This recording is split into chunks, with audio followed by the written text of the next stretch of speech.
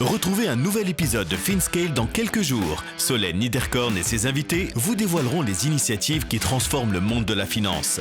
Bonne écoute à toutes et à tous.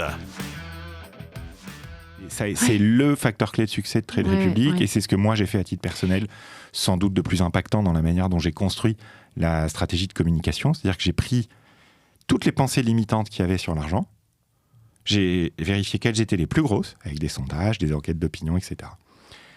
Et les plus grosses pensées limitantes sur l'argent, au lieu d'essayer de les contourner, comme font tous les banquiers, parce qu'ils n'osent pas affronter le truc, moi je dirais rentrer dedans pleine face. Et au lieu d'essayer de dire aux gens, cette pensée limitante, elle est fausse, j'ai dit aux gens, cette pensée limitante, elle est importante. Hein. Et si on la voyait un tout petit peu différemment ? Oui, investir, c'est risqué. Mais ne pas investir, c'est pas risqué, c'est la certitude de perdre de l'argent, en fait. Tu dis juste ça aux gens. Ça déclenche une réflexion, ça déclenche des échanges. Mon plus gros succès, ça a été de déclencher des conversations. Et d'ailleurs, l'année dernière, l'un des jours où on a ouvert le plus de comptes de l'année, c'est le 25 décembre. Parce que les gens déjeunaient ensemble le midi. C'est excellent. Ça. Un des plus gros jours d'ouverture de compte de l'année 2023, c'est le 25 décembre. Ouais. Dimanche de Pâques, pareil. Donc et je te parle à l'échelle européenne, quoi. Donc ça a été ça. De dire, en fait, ça tient en 15 minutes à peu près ce que les gens ont besoin de savoir. Et à partir de là, les créateurs de contenu font le reste. Il n'y a que eux, il n'y a personne d'autre. Je veux dire, pour l'instant, les grands médias sont en train de s'y mettre. Les médias spécialisés continuent de parler au quinca, au sexagénaire, CSP+. Mais qui parle à la population générale ? La vérité, c'est que c'est les créateurs de contenu. Et il y a 4 ans, il y avait une consoeur, dirigeante d'un grand broker français, qui m'expliquait, Mathias, tu peux pas aller sur les réseaux sociaux. On ne mélange pas les rouges à lèvres avec les produits financiers. Toute ma vie, je me rappellerai de cette phrase. Il n'y a pas que des rouges à lèvres sur les réseaux sociaux. Il y a aussi des conseils financiers de bonne qualité. Et il y a surtout un truc qui n'existe nulle part ailleurs, c'est-à-dire des coachs financiers. Parce que c'est ça dont les gens ont besoin. Les gens, ils n'ont pas besoin d'un CGP, à part 15% de la population qui a des besoins complexes.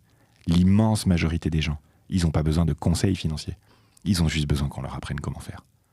Donc du coup, la stratégie que toi, tu as déployée, qui se déploie au sein de Trade Republic, c'est vraiment une simplification de la compréhension de la gestion de ces avoirs financiers, aussi petits soient-ils. Exactement.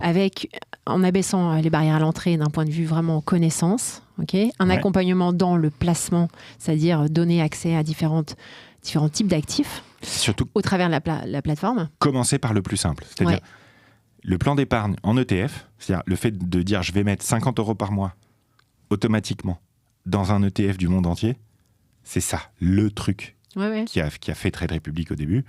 Parce qu'en fait, c'est la manière la plus simple, c'est vraiment la manière la moins risquée, et en plus, c'est la manière la plus rémunératrice à long terme. Et la moins chère. Et tout le monde la comprend.